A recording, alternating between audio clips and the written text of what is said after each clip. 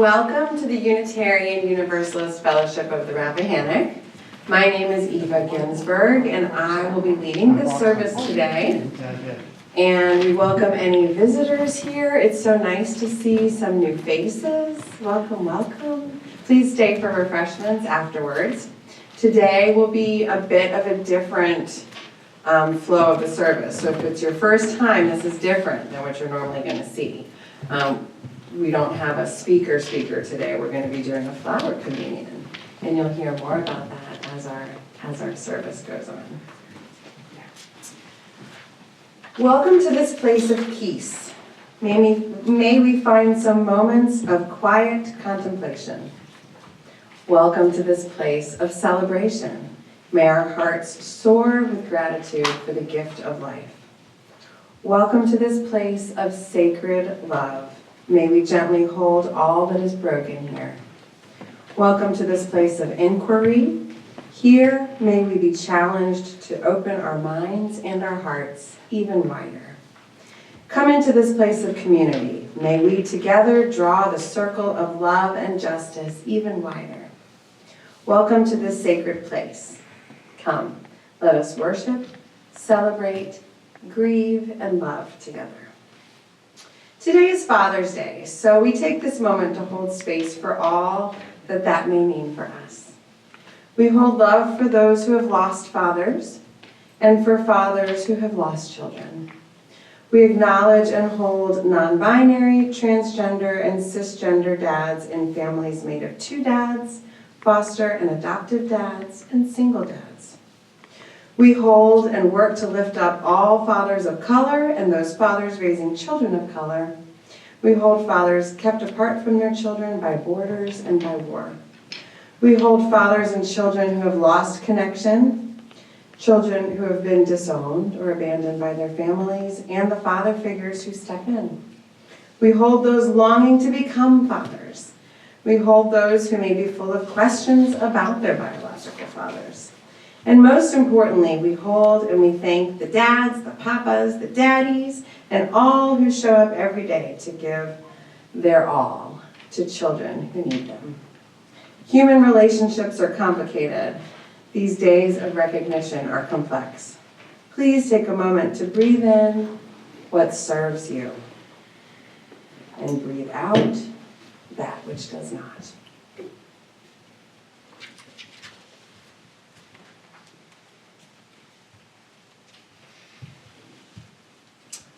We gather this morning as one community. We gather this morning as one community, a community united by common ideals: love, justice, diversity, freedom, mutual care, equity. Yet look around. Look at the faces of those around you. Each face represents an individual. Each of us with our own story, needs, strengths, and faults. We light our chalice today honoring our common connection and also the uniqueness that lives within each of us. As I said, you may notice our format is a bit different, so we're just going to go with the flow, and various members of our beautiful community are going to come up and participate in this special service.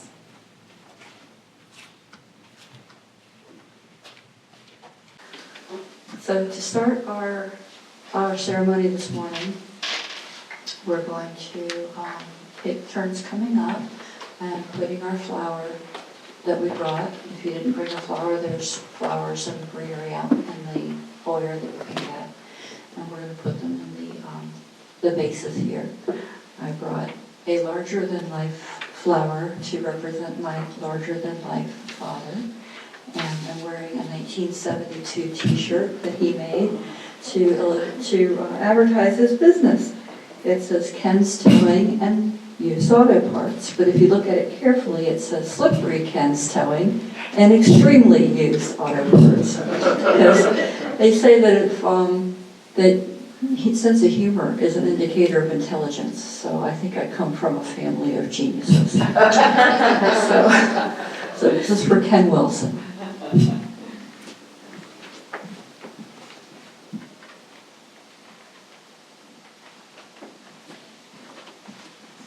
people in the back would like to come first and bring their flowers up.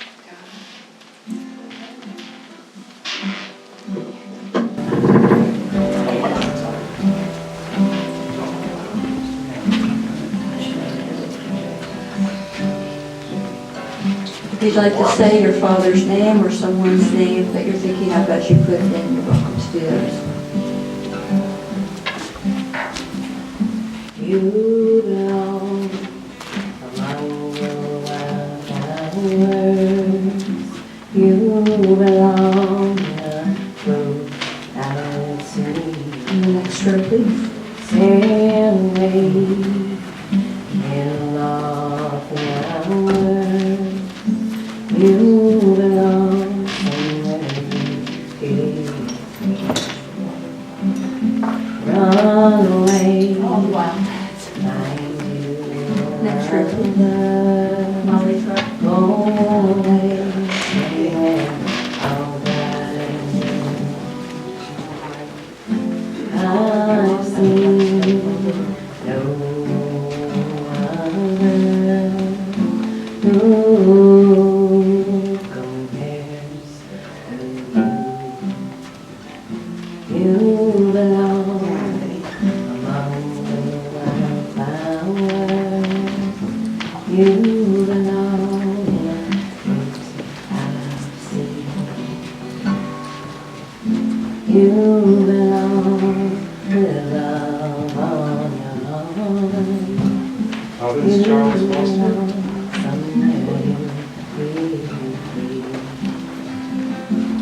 Run away.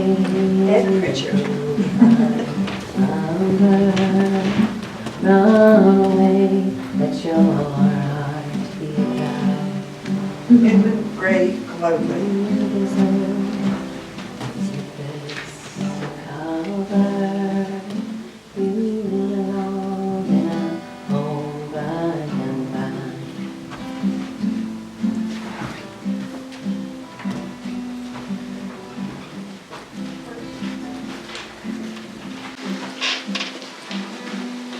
And here we have before us the garden of our fathers and the father figures that may they look down and be happy as they see.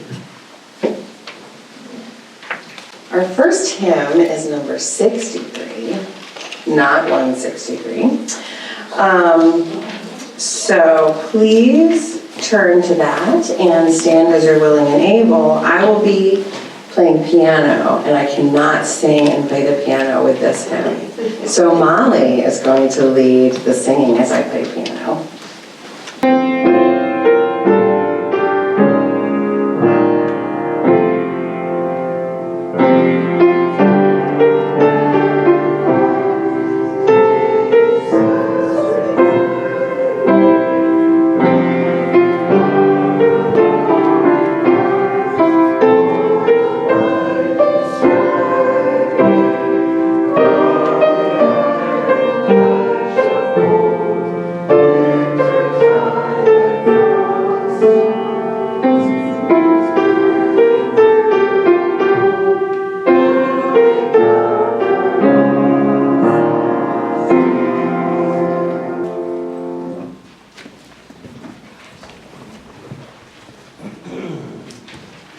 Ours is a sharing community where our joys are amplified, a caring community where our sorrows are lessened.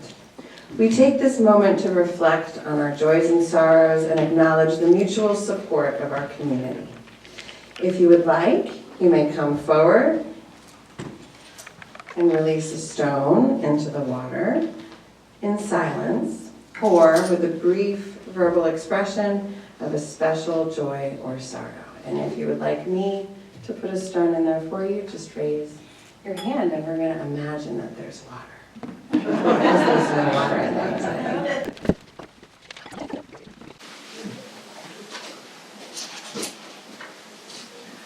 I put this stone in for Marge, who had her breast cancer surgery this week. She came through the surgery okay, but when I exchanged emails with her later this week, she had not yet heard the results about whether there were lymph gland involvement or clean margins and all those things that I'm sure she's anxiously waiting for.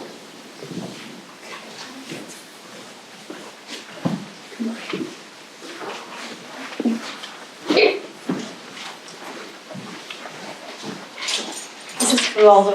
is for all the fathers, including my husband and my son and my brothers and my dad and all the fathers. Thanks.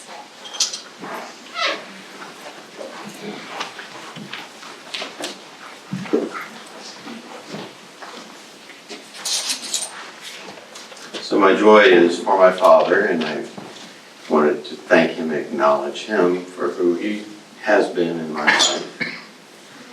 And I'd also like to put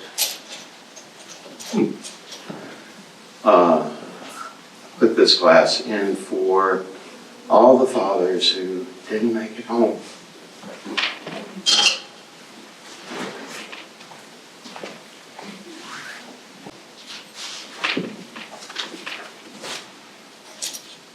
I place this stone for all of the joys and sorrows that remain in our heart, but were unspoken today.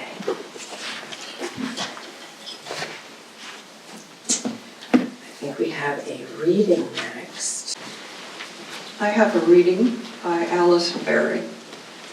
Children of the earth and sky, we are nourished, sustained, given warmth and light from above and below.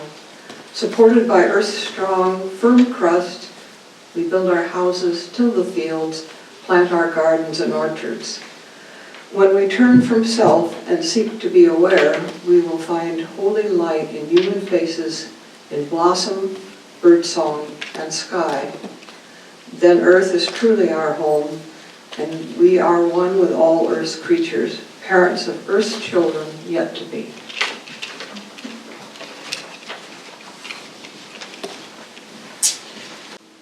So let's close our eyes and reflect on the words that were spoken.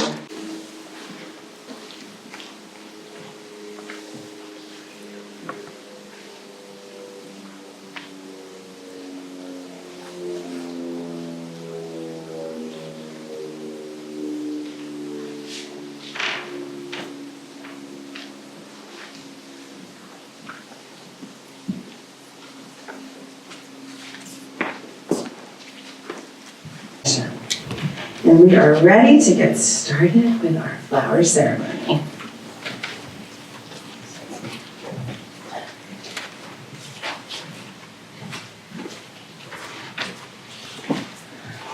Good morning. Good morning. And happy Father's Day. And very, very minor, tiny little glitches today. And that made me think, the only reason I'm pointing this out, you're doing such a great job, I was thinking of the parallel of Father's Day. Think about all the things we did, the recitals or just impromptu things in the living room with all our little mistakes, and our dad just said, "Oh, great job, honey, I love it. So our fathers are all looking down and saying, "Great job," for all of us. And ignoring all the other little things that have happened. So I'm going to talk about the flower communion that we're doing today. Most of this information comes from a book called A Service of Celebration for Religious Liberals by Reginald Zatoli. So the flower communion was created by Norbert Kapik, who lived from 1870 to 1942. And he was the founder of the Unitarian Church in Czechoslovakia. So he was raised as a Catholic, and he actually wanted to become a Catholic priest. But he really rejected all the ritual and rules of the Catholic Church, and he decided that wasn't for him. So he became a Baptist. And then he became such a heretic and rebelling against things that the Baptists kind of kicked him out a little bit. This was after he had come to America with his 8 children, so he was a father too. His wife passed away. He remarried a woman named Maya, who introduced him to Unitarianism in New York. And he was just hooked. So he formed a church in Czechoslovakia, and he wanted to do something special. In the Unitarian Church in Czechoslovakia, they didn't have any hymns, they didn't have any rituals. Everyone just showed up and was there, I guess a little bit maybe like the Quakers. But they had philosophy and talks. So he wanted to do something that would bring people together like the Catholic Church communions did. So he came up with the flower communion. It started in a church he founded in Cambridge, Massachusetts with his wife. And she also became a minister in 1921. So you think of how rare that was, that even in today, women are not allowed to become religious leaders in some churches. So they established a liberal church in Prague. It was during the tour of the United States that Maya introduced the flower communion, which had been developed in the Prague church. Unfortunately, Maya was unable to return to Prague due to the outbreak of World War II. And it was not until the war was over that Norbert Capek's death in a Nazi concentration camp was revealed. So when he went to the concentration camp, remember, he was not Jewish, he was Unitarian. And the Czech-led church in America grabbed a bunch of people to try to go through the underground in Europe to help save a lot of the Jews and the other people that were being persecuted. So it's probably because he was leading that he was captured by the Nazis. But officially it was because he was listening to foreign radios, which was forbidden. So this service has spread to many of our Unitarian Universalist congregations and has been adapted along the way. People were asked to bring a flower of their choice, either from their own gardens or from the field or roadside. When they arrived at church, a large vase stood waiting in the vestibule, attended by 2 young members of the church school. Each person was asked to place their own flower in the vase. This signified that it was by their own free will they joined with the others. The vase that contained all the flowers was a symbol of the United Church Fellowship. The young attendants helped with this arrangement of the bouquet. Later, they carried the vase up to the front of the auditorium and placed it on a table there. Dr. Capek then said a prayer, after which he walked over and consecrated the flowers while the congregation stood. The 2 attendants then took the vase back out to the vestibule. After the service, as people left the church, they went to the vase and each took a flower from the vase other than the one that they had brought. The significance of the flower communion is that as no 2 flowers are alike, so no 2 people are alike, yet each has a contribution to make. And just look at this here in front of us. So different, so diverse, but so beautiful all together. Our common bouquet would not be the same without the unique addition of each individual flower. And thus, as with our church community, it would not be the same without each and every one of us. Thus, this service is a statement of our community. By exchanging flowers, we show our willingness to walk together in our church search for truth, disregarding all that might divide us. Each person takes home a flower brought by someone else, thus symbolizing our shared celebration and community. This communion of sharing is essential to free people of a free religion.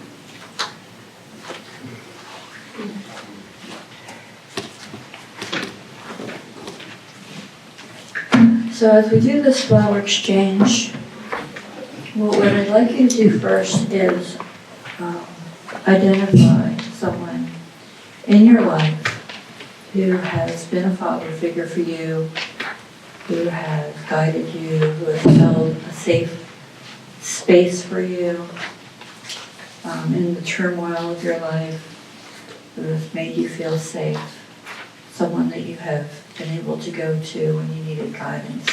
Identify one person or maybe 2 or 3 and think about them and think about what you keep within yourself that was a part of them. What lives on from them in you. So as you come up to get a flower, you're going to select something that you didn't bring in, and you're going to set the intention that you're infusing that flower with that characteristic that you were given by that person. And then you can say the Ho'oponopono prayer, which is, I'm sorry, please forgive me, thank you, I love you. And you can say it out loud, or you can say it in your heart. Okay? So let's start with the last row. If you might line up to get a flower.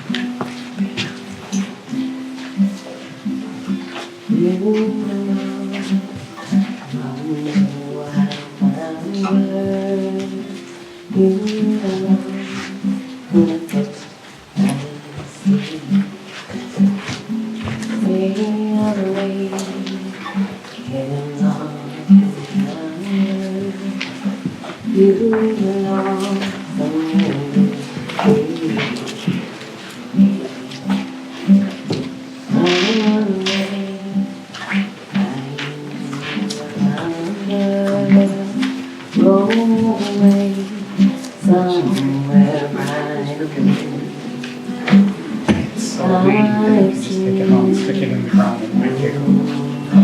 Okay?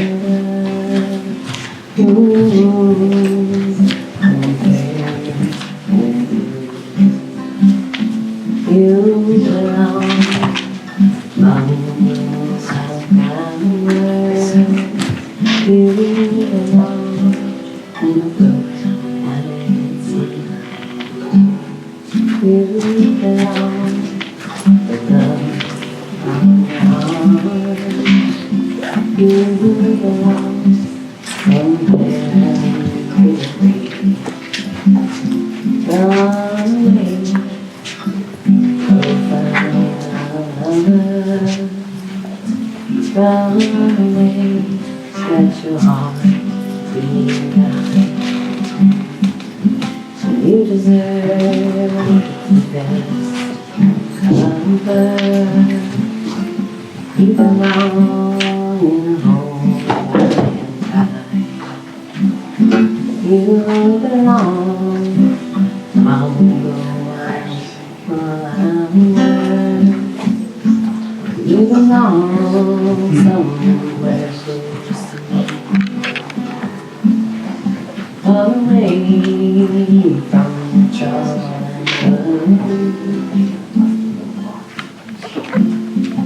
You belong somewhere. You belong somewhere.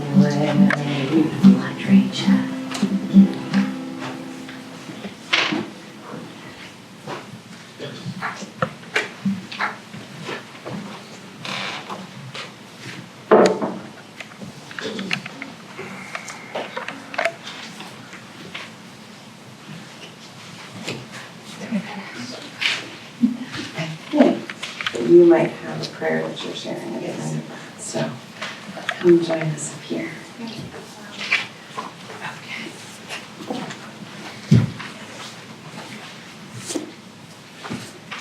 I hope you all smiled when someone took your flower, like I did when someone took mine. So.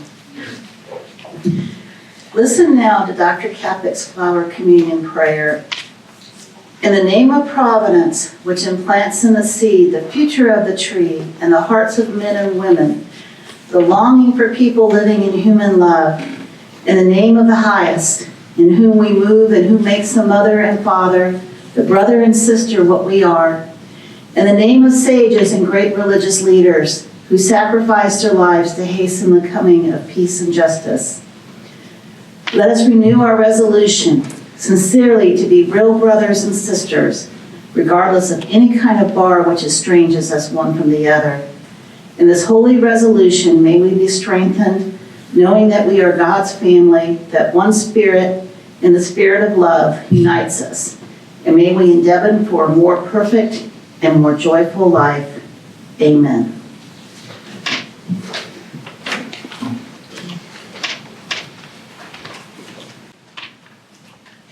So beautiful. Thank you so much. We are going to do a hymn before we consider a discussion. And that will be hymn number 305, and it's going to be a much stronger start than the last time I played. So get ready. And we're going to do the first 3 verses. I don't know how well we'll do the 4th verse. Is there anyone a fluent Spanish speaker in this room? Is anyone, okay, so we'll do the first 3 verses.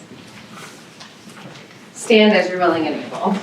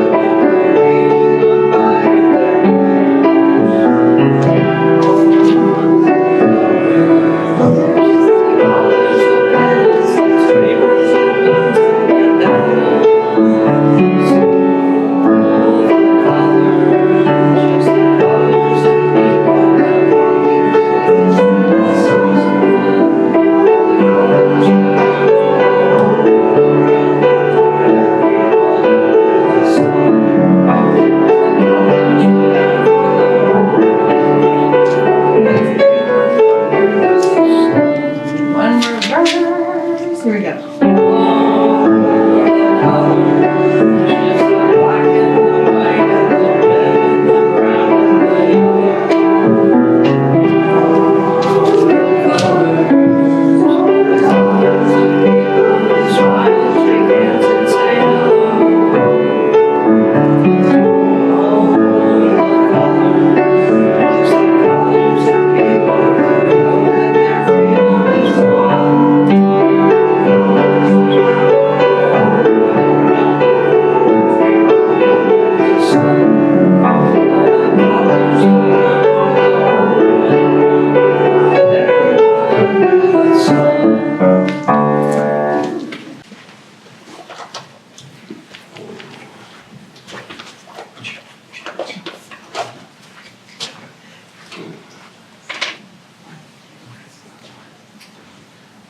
Well, I want to thank my seated neighbor Jim for bringing a flower today that I was attracted to as soon as I walked in the room. It's a sage, and it's one of my favorite plants, but also what it does for me, as well as all these other plants, is it represents the ecosystem that we all live in, the pollinators that we're all dependent on for all of our food. And so, in many respects, it's really in honor of those, the pollinators that give us what we enjoy, and the ecosystem that we live in is so fragile, and things aren't going so well for them. And so I think I'd like to kind of just give pause to that today as well. Father's Day wouldn't be Father's Day without mothers, and Mother Earth snuck that in. Mother Earth needs us, and I was visiting a friend yesterday who raises bees, and she had just this year expanded her bee box to 4 from 2 because she had so many bees. And she was so proud of it. She took pictures, and the next day she went there and they were gone. The farmer had sprayed Roundup. And all the pollinators that were foraging, they call them foragers, were killed. Hundreds of thousands.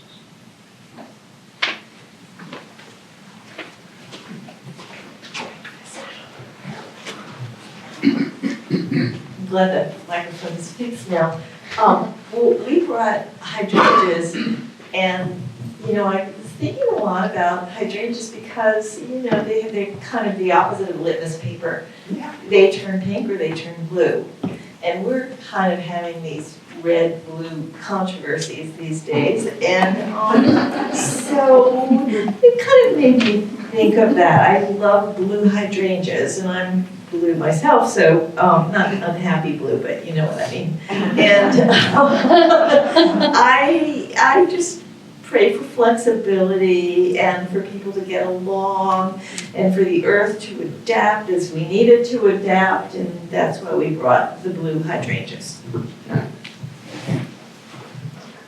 Well, I sort of copped out because the only flowers in our yard right now are the little white clovers. The one peony I had is gone, and the one iris I had is faded. So I went to Duggan Farms to buy some cut flowers. They had only 2 vases left, and they really were very bedraggled looking.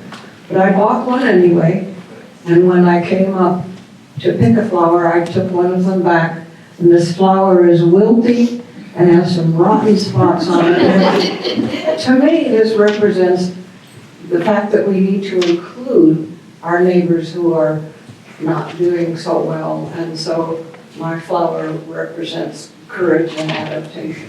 No, so beautiful. What a good group of people we are, oh my gosh. So reflective. Excellent, yes. Okay, other stories about flowers or reflections on this service?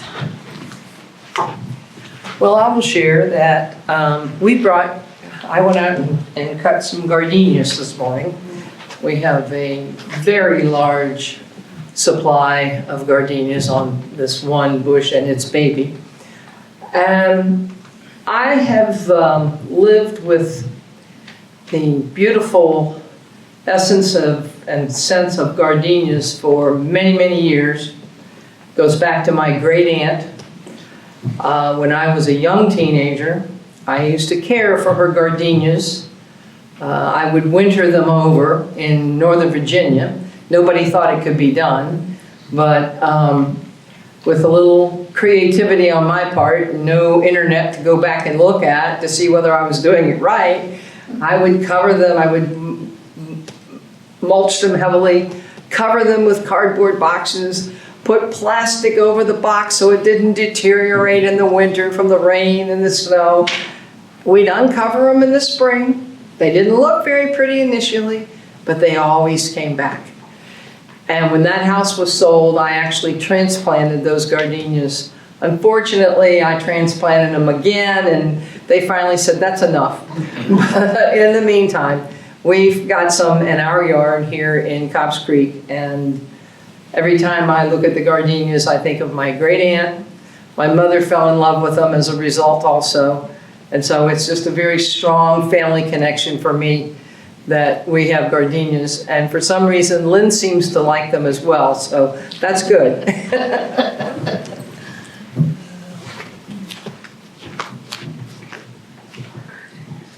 Well, I actually bought what people would call weeds, because the yellow flowers are a type of dandelion, I believe, but they were growing wild. I did what the thing that Charlene said, it was on the side of the road. And there's a whole big field of them, so I just picked them all. And as you got me thinking about my dad, I was like, yeah, that does match with Dad. My dad was pretty much a rebel. You know, some of you know we traveled across the United States when I was a kid.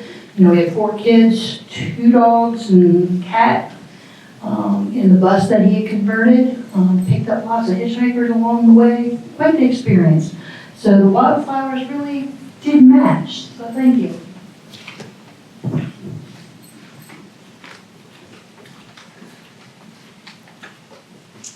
Remaining thoughts, reflections. So there was a method behind my madness of doing the hymn first. I knew we had some extra time, so I'm going to play and sing Father and Son on the piano. by Cat Stevens. And those of you who don't know what that is, it's a song, it's the words of a father to his son. So as I'm singing the words, keep that in mind. And if you know the words, sing along with me. I thought it would be a lovely way of closing out the Father's Day portion of what's in our heart today. And then I will come back and extinguish the chalice.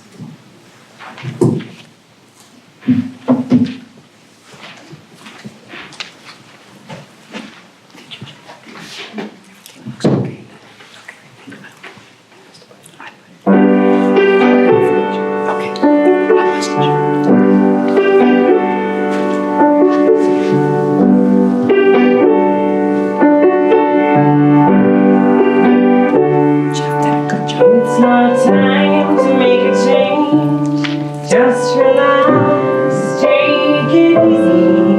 Still good, that's your fault. There's so much you have to know. Find a girl, settle down. If you want to get married, look at me. I am old, but I'm happy. I was once like you are now, and I know that it's not easy to be calm when you found something going on. Take your time, think a lot, think of everything you got, but you will still be here tomorrow, but your dreams may not.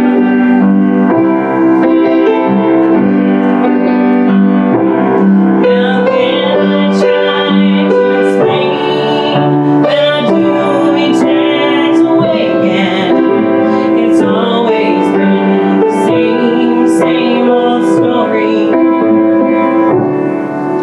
From the moment I could talk, I was ordered to listen. Now there's a way, and I know that I have to go away. I know I have to go.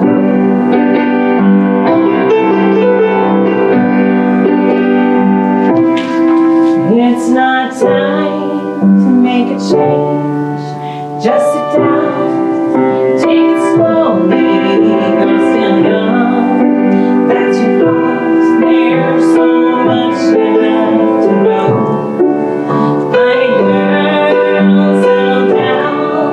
If you want, you can marry, look at me. I am old, but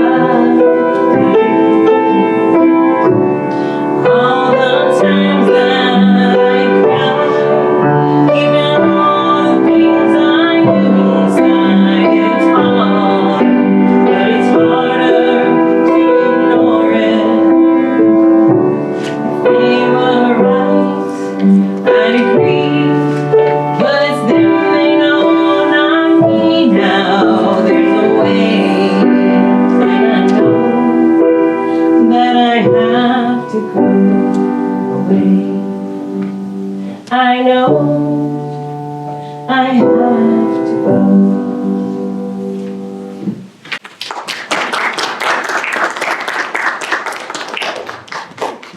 Just seemed like the perfect song for today.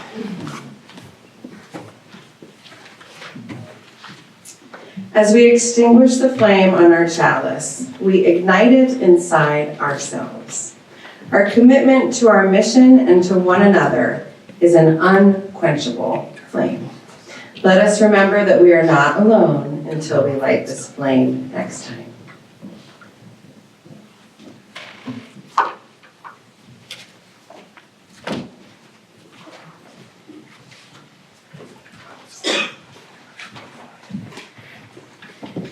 Before I do the closing words, I'm going to pretend I'm Paul Harvey and give you the rest of the story.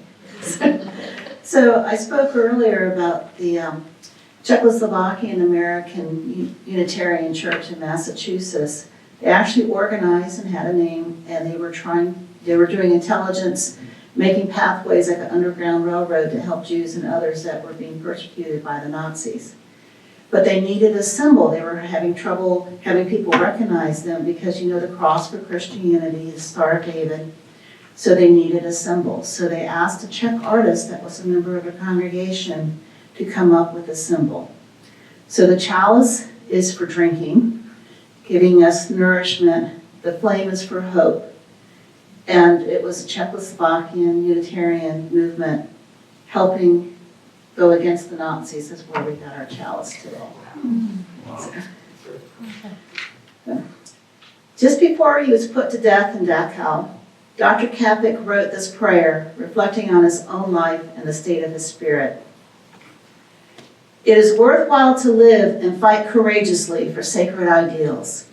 Oh, blow you evil winds into my body's fire, my soul you will never unravel. Even though disappointed 1,000 times or fallen in the fight and everything would worthless seem, I have lived in missed eternity.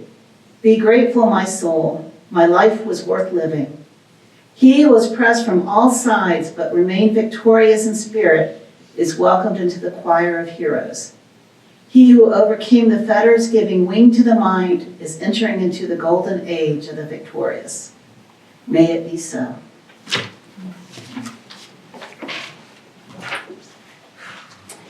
Please join us for refreshments after the service. Visitors, we'd love to get to know you better. Thank you for being here, everybody. Have a beautiful day.